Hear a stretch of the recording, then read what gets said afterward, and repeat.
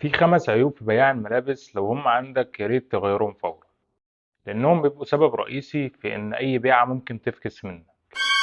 رقم 1 هو إن البياع ممكن ما يبقاش مهتم بمظهره ولا بريحته. رقم 2 هو إن يبقى صوتك واطي قدام العميل أو عالي. خلي التون بتاع صوتك ولا هو واطي ولا هو عالي، أهم حاجة إن يبقى صوتك واضح. تالت حاجة هو الكسوف والخجل.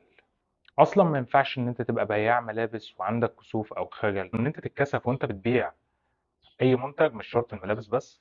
فده حاجة ملهاش مبرر، ده بيدي انطباع للعميل إن هو في حاجة غلط.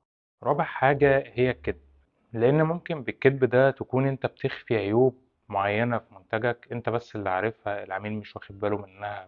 كده يبقى أنت بتخسر ومش بتكسب.